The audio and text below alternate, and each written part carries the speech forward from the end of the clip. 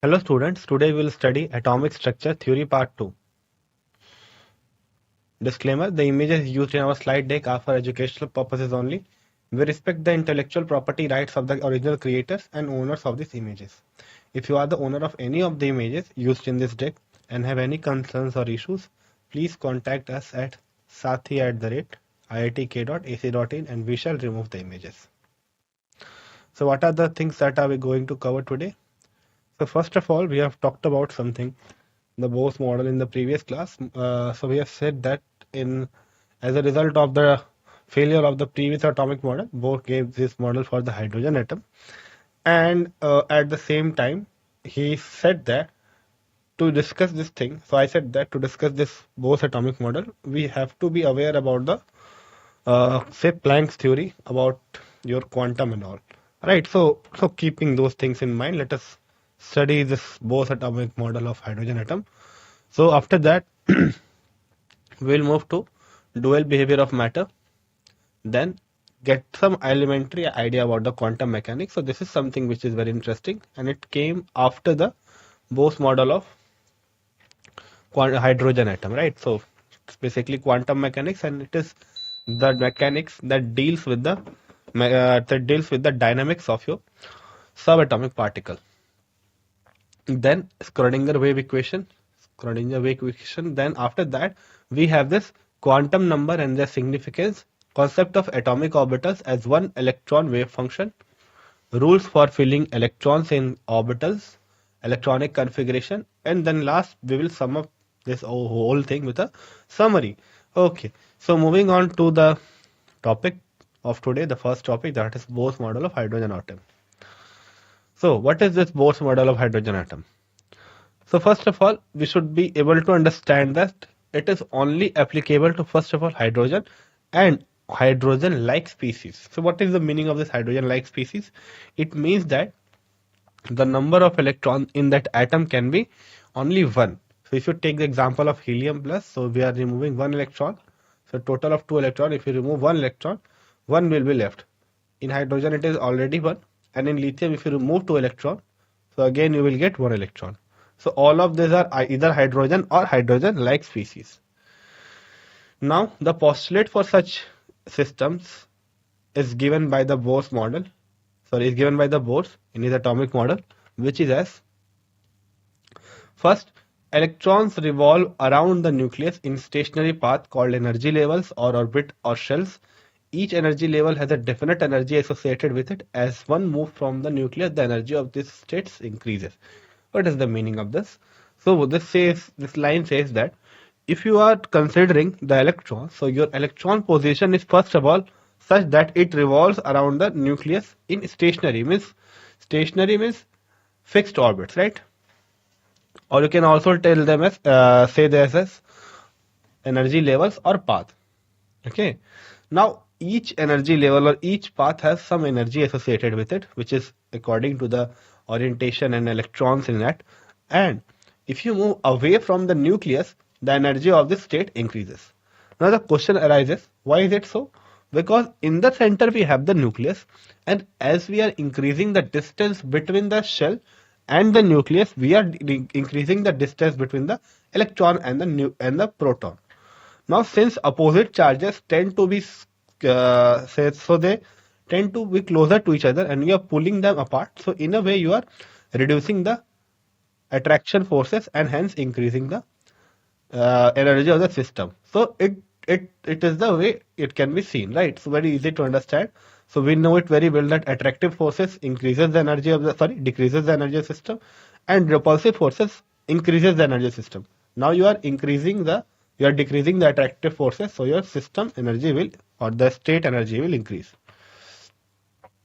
Now, very important point for this theory is that if you are revolving around the nucleus, then you are allowed, means the electron is allowed to move only in those orbits where its angular momentum is an integral multiple of h by 2 pi or h cut.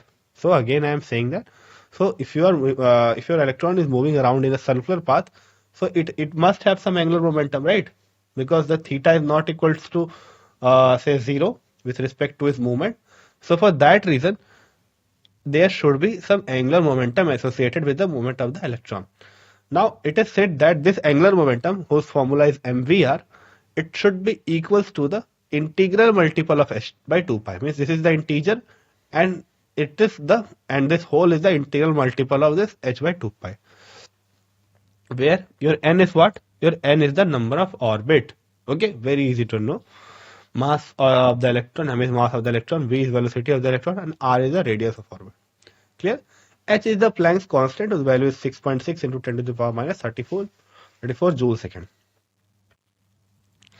Now suppose there is a transition from a lower state to upper state, or to upper state to a lower state. So how you will calculate the energy gap, or how you will calculate that what amount of energy will be absorbed or emitted? For that, what we do is we calculate the energy difference between the two energy states, and is given by delta E is equals to E2 minus E1. Okay, where E2 is the final state and E1 is the initial state. And now we also know from Einstein theory that delta E is equals to h nu, and h nu is equals to hc by lambda. So this is the whole equation. Okay, now the frequency of the light, we are talking about nu here. This nu can be expressed in this way also, that if you just cross multiply it here, you will get the frequency of the light emitted. Clear? So if your electron is going from a lower energy to higher energy, it will absorb the light. If it is going from a higher energy to a lower energy, it will emit light. Now this absorbed light or your emitted light will have this frequency equals to the energy difference, okay, by h. So how we'll derive the relation of energy and radii in all of this? So let us look at this first of all. So from Bohr atomic model, energy and radius of a nth orbit is calculated as, so this is your formula to calculate the radius of the nth orbit. So you should remember, it is very, very important. It says that Rn is equals to n square h square by 4 pi square mke square z. Now all of these things are constant except your n square, which is the orbit number, and z, which is the atomic number. These two things can change. R0 is also a constant, so it is calculated by putting the value of h square by 4 pi square m k e square. So we have considered the mass of electron because we are considering the electrons only here, and the charge on electron, and that will give us r naught n square by z, where r naught is 52.9 picometer. So it is in terms of picometer or 0.529 angstrom. Now what is the variation of r with n square? So it is very observable, very much observable, that it has a direct relation with n square. So this relation suggests that as we are increasing the radius, we are increasing the orbit number, and vice versa. And it is obvious also, if you are increasing the n value, you are increasing the radius of the orbit. Now if you are considering for the same element, okay, you are considering for the same atom, then in that case your z value will be same, right? And this r0 is also a fixed value. So your r1 by r2 can be given as n1 square by n2 square. Clear? Okay, now next. So how it is derived? So what do we do? It is derived by taking two things. First of all, there is a force of attraction between the nucleus and the electron, whose formula is given by kz square by r square, simple electrostatic formula, where k is 1 by 4 pi epsilon naught for vacuum. Z is the atomic number, and E square is the charge on one electron. Divided by R square, it is the distance. Okay. Now, if this thing is working towards the nucleus, one force will work outside the nucleus, because each action has an equal and opposite reaction. So that reaction force is what? Centrifugal force, given by mv square by r. Now, if your electron has to be in that orbit, then both of these energy terms, okay, both of these energy terms must be equal to each other. So by using this, we have calculated r square, that is given here. Clear? Now, this is a graph between r and n square. So since they have a direct relation, we will get a linear increasing plot. Similarly, if I plot a graph between r and 1 by z, so So if you take the whole 1 by z, so we are not taking z here, so don't confuse that why is it not decreasing, because it is taken 1 by z. So r versus 1 by z will also give you a straight plot.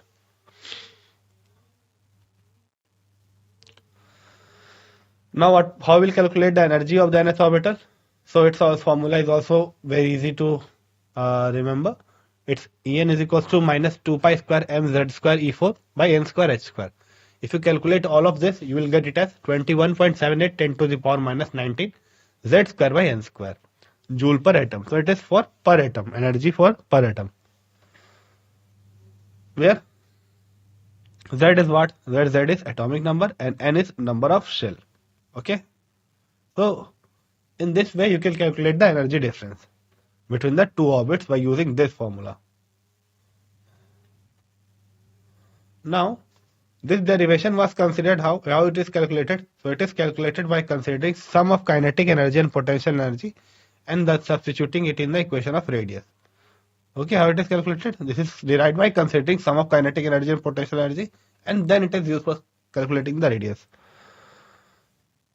Now what about the velocity of electron in the nth orbit? So it is given by v is equals to 2 pi e square kz by nh is equals to v naught z by n, where v naught is the velocity.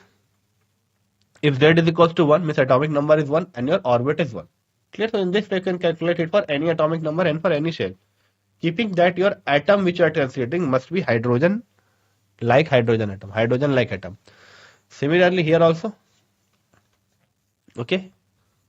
Okay. So what will be nu naught? So nu naught is nothing but 2.18 into 10 to the power 8. So this is the value of nu naught. Sorry, v naught.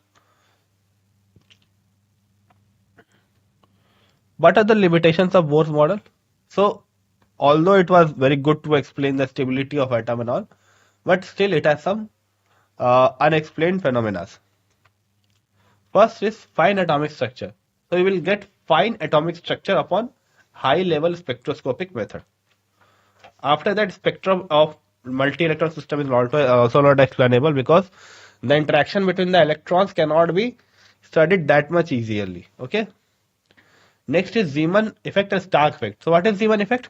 So this is basically a splitting of your spectral lines in the presence of magnetic field, whereas in the presence of electric field we call it as Stark effect.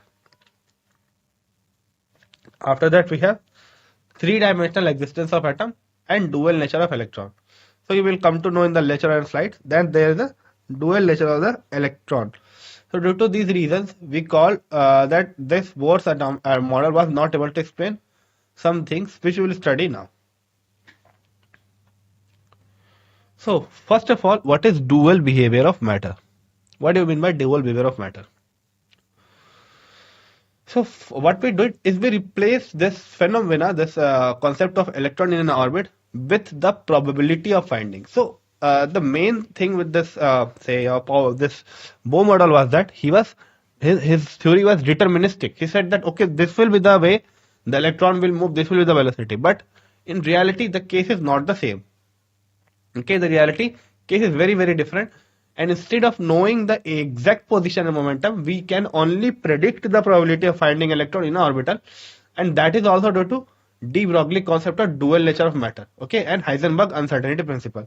So due to these two principles, we have reached to the conclusion that we cannot be deterministic about the position of electron. Instead, what we will do, we will try to calculate the probability of finding electron in an orbit.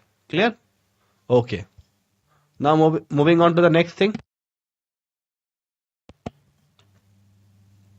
So next thing is de Broglie principle. So this is completely based upon the dual nature of matter and says that if your moving particle is there, then it can behave both as a wave and matter. So this is the very important and very confusing point. So you are basically saying that your ocean, so if you are seeing an ocean, you must have seen ocean colliding with the rocks. So saying this, that waves are matter, you are also saying that the water that is present in the ocean and the rocks that are present in the ocean both are same. Okay, so this is very, very radicalized theory. Means initially it was very radicalized kind of thing. So according to this theory, de Broglie said that a particle can have both nature of wave and matter, and that thing is called as dual behavior of matter or dual nature of matter. Now the wavelength of the wave associated with the moving particle is given by, so if it is having some wave nature, then its wave nature should be having some wavelength also. So that thing is calculated as lambda is equals to h by mv. So this is very important formula to remember. So it is basically the integration of this particle nature and the wave nature. So you are considering the particle nature by taking this velocity and the wave nature by taking this lambda, and that gives you lambda by hmv or lambda by p. Okay, clear? Okay. Now moving on to the next point. Same things are mentioned here. So this is lambda is wavelength. Okay, lambda is wavelength. V is your velocity of particle. M is your mass of particle. P is your momentum. Clear? Okay. Now, next important principle which violated this, say, Bohr's atomic model. So first was this wave particle nature. Second was this uncertainty principle. So what it said that it is very difficult or it's impossible to know the exact position and exact momentum of a given particle at a given time. So it is very difficult to know that, and this was proposed by Heisenberg uncertainty principle. So it states that it is impossible to determine at any instant both the momentum and position of subatomic particle. Now this is only say applicable to subatomic particle like electrons. So we can write this thing mathematically also, that your uncertainty is principle multiplied by uncertainty in momentum is greater than or equals to h by 4 pi. Now what we have done here is we have placed P is equals to mv. So we can write delta P equal to m delta V because velocity is unknown but mass is certain. So that will give you m dot delta V delta x is greater than or equal to h by 4 pi. Clear? Okay. Where delta x is what? So it is uncertainty in position and delta V is delta P is uncertainty in momentum. So there is an uncertainty, we have told it, so we can calculate one only, the other will be having some uncertain value. So that uncertain values are being considered here. Okay. Now the effect of Heisenberg uncertainty principle is significant only for the motion of microscopic particle. Why? Because this small amount of light. So why this Heisenberg uncertainty principle is so? Because suppose you want to know the say position of an electron and momentum of an electron. For that, what you will do? Because this wavelength or this light we are seeing is having very longer wavelength, so it will not interact with that electron. So we will say radiate this electron with some light which is having a very short wavelength. Okay, so this thing should be in your mind that it should have a very short wavelength. Okay, so if your wavelength is less, that means your energy is more. Now if this higher energy particle will be radiated on the electron, then it will result in the change of energy of electron, and hence if you know the position, you will not be able to know the momentum. Okay, so this is the thing. Clear? The second thing was that if you take the frequency or less frequency light, then what will happen? So this can be the case now, that you can take less frequency thing. Okay, but in that less wavelength, less frequency thing, then in that case what will happen? Your light will not be able to interact with the electron, and that will not result in accurate momentum calculation of position. So this is the case, right? So this is a whole scenario. So now if your particle that you are considering is large enough, then that small amount of radiation with which we are radiating that particle will not move away, okay, due to the exposure of some energy. Clear? Okay. Now, on the basis of the dual nature of matter and Heisenberg uncertainty principle, Erwin Schrödinger developed a new branch of science called as quantum mechanics. So it's very interesting from one point of view if you just try to understand it. Okay, so this is nothing but it is your it is the effect of Heisenberg uncertainty principle, and your previous was your dual nature of the matter. So due to these two reasons, the previous Bohr's atomic model was dropped off, and the Erwin Schrödinger model of quantum mechanics was introduced. Clear? Okay. Now moving on to the next part. Elementary ideas of quantum mechanics. So what are the elementary of ideas of quantum mechanics that we'll see? First of all, so this thing is based upon the dual nature of matter and Heisenberg uncertainty principle. Clear? So, so what it is quantum atomic model of atom. So it the picture of the atomic structure which is derived from the application of the Schrödinger equation to atom. Okay, so when you apply this Schrödinger equation to atom, so in this way, uh, you can use it to know the picture of the atomic structure atoms, right? Now Schrödinger wave equation. What is Schrödinger wave equation? So it is basically an equation which derives the wave motion of an electron along the three axes. Okay, so you know it very well that with the help of what? With the help of our say we can just so if you have an equation, you can just with the help of that you can know the wave motion of an electron. Clear? Okay. Now in such case, your the Schrödinger wave equation can be given by d2 psi by dx square, d2 psi by dy square, and d2 y by z square plus 8 pi square m by h square e minus u psi, right? So this thing is called what? This thing is called as the Schrödinger wave equation. Okay, this is very interesting thing. Now again, this all are the partial derivative or not the complete derivative, right? So this all are the partial derivative. You should remember this. Where psi is what? Your psi is wave function, m is mass of electron, E is permissible electrototal of energy, and U is potential energy of electron minus Z square by R. At last we have H, that is Planck's constant. Okay. Now, if you're talking about the hydrogen atom, the equation is solved on this basis, which is H psi is equals to E psi. So where H is what?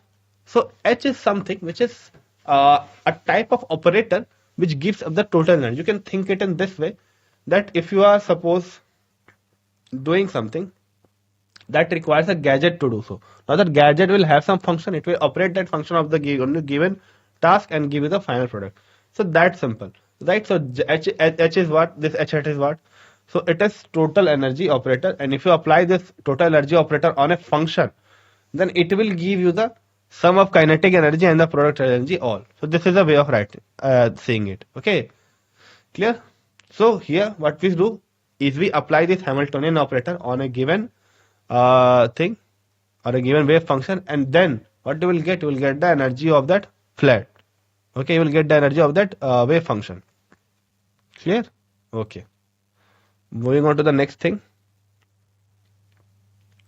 So it is written that if you are considering the wave function for calculating total energy, it is calculated by using the operator of kinetic energy and the wave function. Sorry, potential energy. Just putting these things here will give you this. Now, what are the important features of your quantum mechanics model of atom? The first is the energy of electron in atom is quantized. So this is very important. So it says that electron can have certain energies and not other than that. Okay, it is quantized. And the existence of this quantized electron energy is direct consequence of the wave-like property of the electron and allowed solution of Schrödinger equation. So what it is being said that if you just solve this equation for hydrogen-like species, it will give you some values, and that values are fixed. So the existence of this quantized electronic energy is a direct consequence of the wave function only. Clear? Now the term quantum number is used to identify the various energy and levels that are available to the electron. So what do we mean by this? So suppose you solve this wave equation. Okay, you will get certain values of different variables. So those are these variables, and these variables are the one which define the energy state of a given system. So on generally it is seen that on solving a given equation we get these four quantum numbers. The first one is principal quantum number. What it is? So it is basically about the position and energy of an orbital. So if you are talking about the principal quantum number, it gives an idea about the position and energy of an orbital, and the principal quantum number also identifies the shell number. Clear? So this n is what? It gives the energy and it gives the shell number. Moving on to the next part, azimuthal quantum number. Now this azimuthal quantum number, they represent the subshell, and these subshells are present where? They're present in the main shell. Okay, they're present in the main shell. And angular momentum of the electron. So two things we know, that about the subshell and about the angular momentum. So these are kind of same thing. And also it tells us about the shape of this subshell. Okay, so it is very, very important.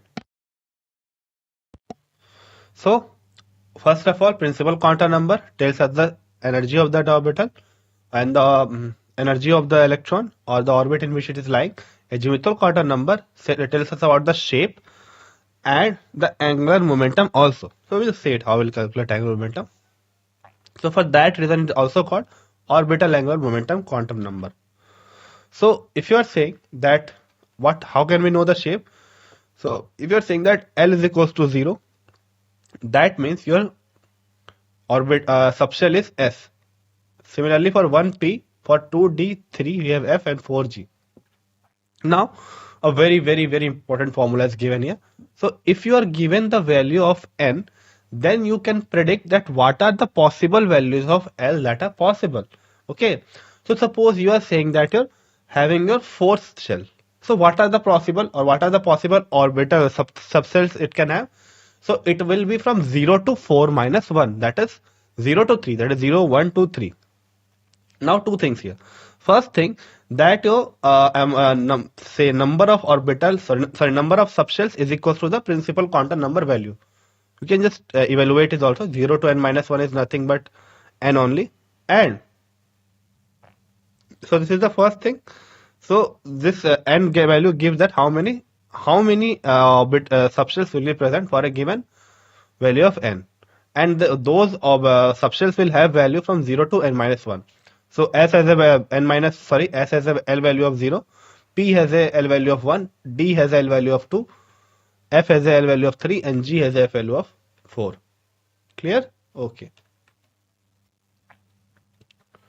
Now the next thing is magnetic quantum number. Now what does these things, what does this says about the state of electron? So basically it says about the spatial arrangement of the orbital with respect to the standard set of coordinate axes. Now what do we mean by this? So I have first said we have shell, that is decided by the n. Then we have subshell, which is decided by the azimuthal quantum number including its shape. Now comes the orbitals that are in a subshell. So if you talk about the p subshell, it has 3 orbitals, px, py, pz. First these 3. Now they all will have some orientation, right? Orientation means they will be directed to some direction with respect to the standard Cartesian coordinate, right? So this thing is important. So these things are given by this magnetic quantum number. So if we talk about the values of m, so m can have values from minus L to plus L. So if I said that, okay, L value is 3, that we are talking about the D subshell. Okay, if L value is 3, then how many orbitals are possible? So minus 3, minus 2, minus 1, 0, 1, 2, 3. So these are the values that we have for m, and there are total of 5 such values, means 5 orbitals are possible for the D subshell. You can calculate with the other formula also that how many orbitals are possible. It is simply 2l plus 1, that means 2 into 3 plus 1. Sorry, yeah, 2l plus 1, you're right. So that will give you 2 to the 4, 1, 5. So that is for a D subshell. Okay, so we are taking the L value as 3, then we will do it. Okay, now what is the number of subshells? It is n. I have told you earlier, it is n. So we are talking about subshells and not orbital.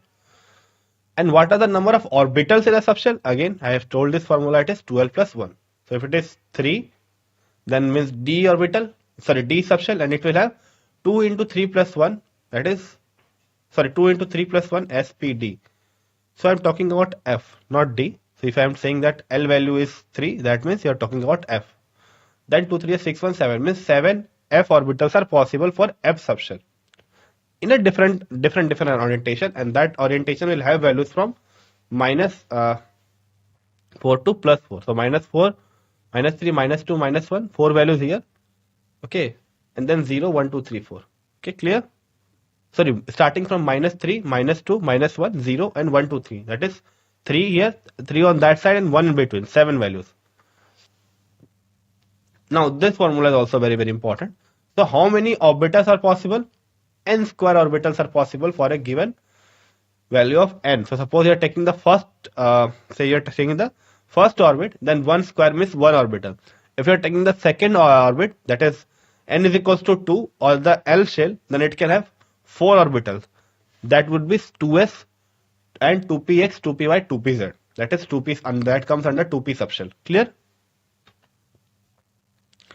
Now this s subshell contains only one orbital. We know it because s value for s L value is 0, and for 0 there is the formula gives us this formula. This formula gives us one orbital.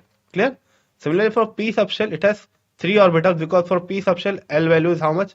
So L value is 1, so 2 ones are 2 plus 1 3, that is 3 orbitals. Clear? And these 3 are perpendicular to each other. Similarly for d orbital we have the value as 2, so 2 to the 4 and 5, so 5 orbitals are possible. dxy, dyz, dxz, dx square minus y square and dx square. Now similarly in f subshell there are 7 orbitals, as I have told you. That is for which value of L? That is for 3 value of L. Clear? Now what is the maximum number of electrons that can be there in a subshell? So if there are say 12 plus 1 orbital, and we know it very well that each orbital can have maximum 2 electrons. So therefore total number of electrons in a given subshell is 2 into 12 plus 1. Clear? Okay.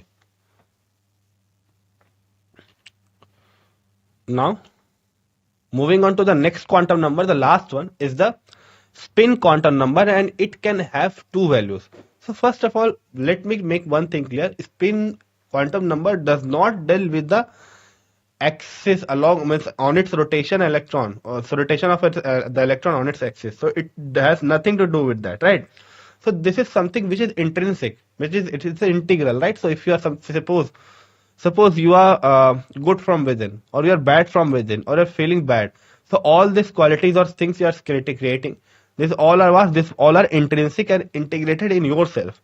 So similar to that, your electrons are also having spin, and that spin is not like this electron is spinning on its axis, but it is like an intrinsic spin, which is its inner properties. Clear? Now this spin is represented by spin up arrow and spin down arrow. So if you're taking plus half, we have the spin up, and this is taking minus half, then we have spin down. Clear? Okay. So this is the way. Moving on to a principle that is very important. It says that if you're considering an atom, then no 2 electrons will have the same quantum number. So it's very important. So there is a possibility that 3 can be equal, but the fourth one, that is your obvious one, is your spin quantum number, because in a given orbital 2 electrons cannot have the same spin. For that reason, the 2 orbitals that the 2 electrons that we are putting in an orbital will have different spins, so that this exclusion principle is not violated. Now the pair of electrons will start in that p, d and f orbital with the entry of 4th, 6th and 8th electron. So as you put this 4th, 6th and 8th electron, the pairing will start. Now I have told you that we can calculate the angular momentum using the L value. So this is the formula, h by 2 pi root under L into L plus 1. There is nothing more or less to say that. Just put this equation and you will get an answer. Similarly, you have said that there is an intrinsic spin, okay, that is not visible to you. So that thing can also be calculated using the spin angular momentum formula, which is root under s into s plus 1 multiplied by h by 2 pi. Now what are the shapes of sp, d and f orbitals? So if you talk about the s orbital, it is spherical shape.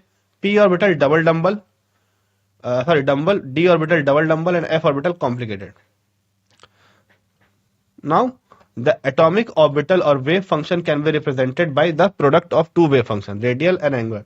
So we have said that if you operate the Hamiltonian operator on a wave function, we get about the state of equation. But the next thing we will have to know is that the atomic orbital or wave function can be represented by the product of these 2 functions. So an electron will have 2 parts, the angular part and the radial part. So these 2 parts will have 2 different wave functions, and the multiple of these 2 will give you the whole wave function. Now a very important and interesting topic is significance of psi and psi square. So first of all, let us see the graph to get an idea about the significance.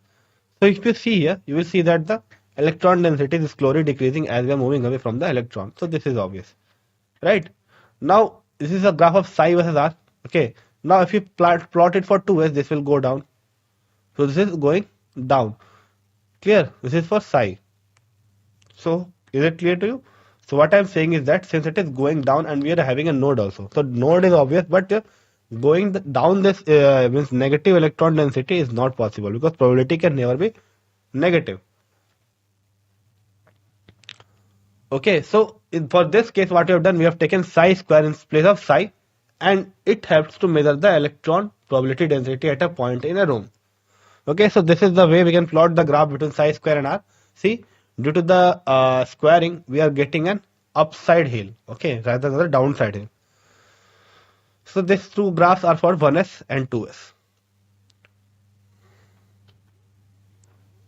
Now this variation of psi and psi square with distance from nucleus of 1s and 2s is given here, which we have already discussed.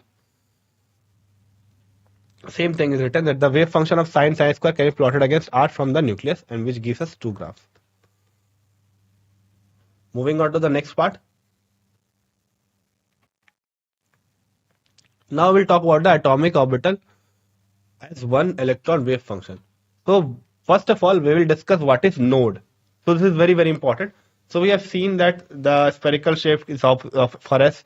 We have the dumbbell shape for P, double dumbbell shape for D, and then F has a complicated shape. Now, what is the shape is being decided by this node, right? So there are first of all, what is node? So a node is a place where the probability of finding electron is zero. So we have seen that we are using the probabilistic theory to determine the position of electron. Now we have further considered that there are some places in there which do not have electron, and we call them as node. Now if you are considering the nodes, there are two types. First is radial nodes, whose formula is given by n minus l minus 1, means it is for a given orbital. Okay, it is for a given orbital and it is given by n minus l minus 1 rule. So it will give you radial node. What about the angular node? It is simply is equals to L. So whatever be the value of L will be the value of angular node. And what about the total number of nodes? So add both of this, you will get n minus 1. Moving on to the next part. So now we'll see how we can fill the electron in a given atom or orbital. So there are some rules that are given below. First is above principle, which says that electron can be filled only in the order of increasing energy. So first we will fill the low energy, right, from here, then a high energy, then a high energy, then a high energy, and so on. Clear? So it states that electrons are filled for the various orbital in their order of increasing energy, starting with the orbital of lowest energy. Clear? Okay, so with the lowest energy, we are filling the object to a high energy. Now, as a working rule, how do we know that which orbital will have low energy, which orbital will have higher energy? So for that, we have this n plus l value.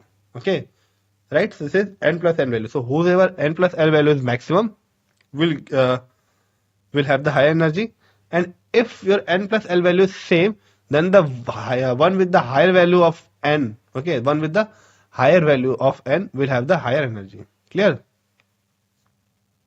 Okay, so before going on to the next one, it will not until it will not fill the low energy, it will not do the high energy. See, and this is the way to remember it. So first 1s is filled, then 2s, then see this line is coming here and entering here, then 2p, 3p, 3p, 4s, 3d, 4p, and 5s. So in this way, your electrons will be filled. Clear?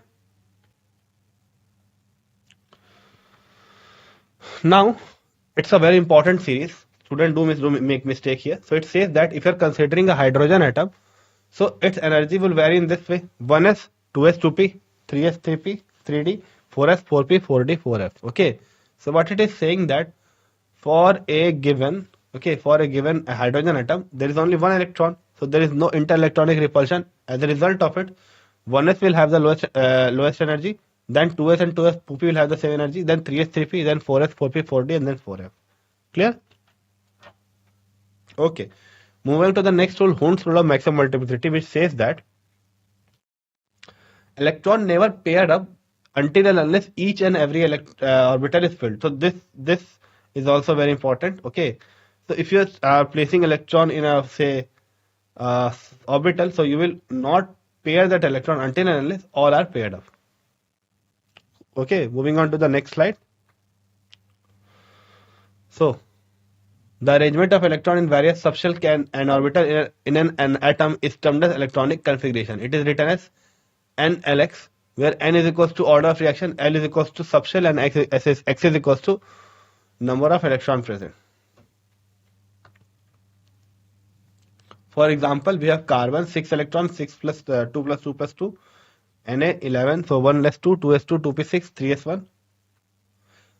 Okay, so this way we can write the configuration. Now there is some cases of extra stability which is attributed to the what? Which is attributed to the half-filled and full-filled orbital. So suppose if we have a set of orbitals and it is half-filled or full-filled. Suppose we are taking the p orbital, it will have 6 electrons, then it will half-filled be p3. Similarly for d10, we have d5, right? Now this is thing is here. Moving on to the next part.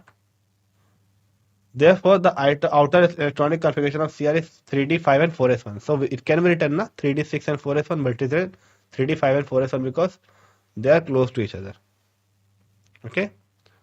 So instead of going to the next, means going to this, it is going to the 4s1 without completely filling it. Similarly for copper, it is 3d, 10 and 4s1. Again, it is seen. Now let us try to summarize all of this which we have studied till now. First of all, matter exhibit both property of particle and of the wave, and this is the very concept which is central to the quantum mechanics, and the whole quantum mechanics is based on this assumption. And to describe the wave, to describe the particle movement, we have a wave function which describes the movement of particle throughout the atom.